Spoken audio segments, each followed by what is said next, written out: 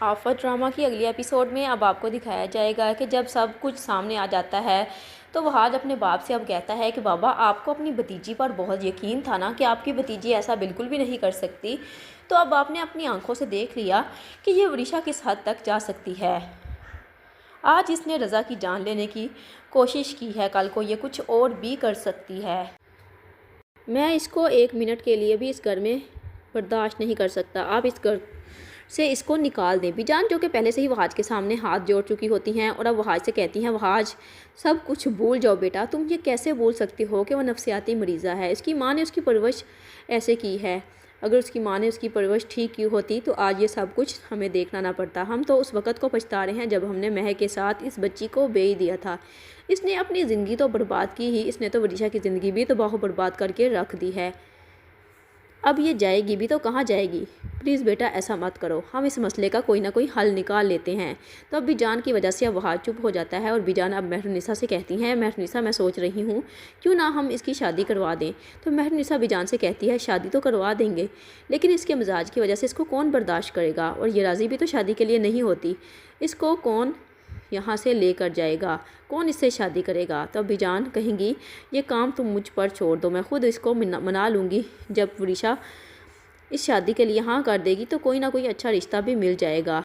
जबकि वरिशा जो कि बहुत ज़्यादा परेशान होती है और अब खुद को अपने कमरे में बंद कर लेती है, खुद से बातें करती हैं और अपनी माँ को आवाज़ें देना शुरू कर देती है कि अब आप कहाँ हैं, मेरे सामने आएँ। पहले तो आपने मुझे इन सब लोगों के ख़िलाफ़ कर दिया और अब आप मुझे अकेला छोड़कर यूँ नहीं जा सकती। ऐसे में वरिशा का ज़मीर वरिशा के सामने आ जाता है और वरिशा से कहता है, तुम खुद इस सब की ज़िम्मेदार हो।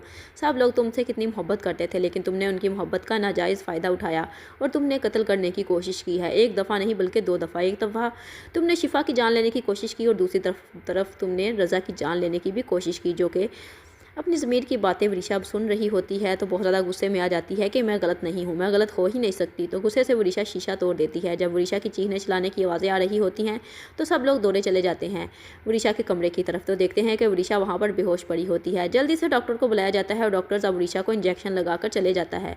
लेकिन बीजान को अब वरिशा की हालत पर बहुत ज़्यादा तरस आ रहा होता है, लेकिन वो चाह कर भी वरिशा के लिए कुछ नहीं कर सकती कि इस वरिशा को वो कैसे ठीक करें। अब सब लोग वरिशा को माफ़ तो कर चुके होते हैं और शिफा भी वरिशा की हालत की वजह से बहुत ज़्यादा परेशान हो चुकी होती है। महरुनिसा अब कहती है कि मैं वरिशा को देख कर आती हूँ, वरिशा अभी होश में आई है कि नहीं। तो शिफा कहती है, आपको बड़ी मम्मा जाने की ज़रूरत नहीं, क्योंकि वो इस वक्त हो सकता है बहुत गुस्से में हो और आपको कुछ उल्टा सीधा ना बोल दे, इसलिए अब आप रहने दें। जब उसका मूड ठीक होगा वो खुद ही कमरे से बाहर आ जाएगी। लेकिन हमें बीजान की बातों पर अब हमें ध्यान देना पड़ेगा, क्योंकि अब बीजान की बात बिल्कुल ठीक है, हमें वरिशा की शादी कर देनी चाहिए। अब दानियाल भी वहाँ पर बातें सुन रहा होता है, क्योंकि वह आज से मिलने के लिए घर में आया होता है। और अब दानियाल यही मशवरा देगा जब शिफा अकेली बाहर आएगी तो वह शिफा से कहेगा, भाभी अगर आप बुरा ना माने तो मैं आपसे एक बात कहूँ, मैं वरिशा से निकाह करने के लिए तैयार हूँ।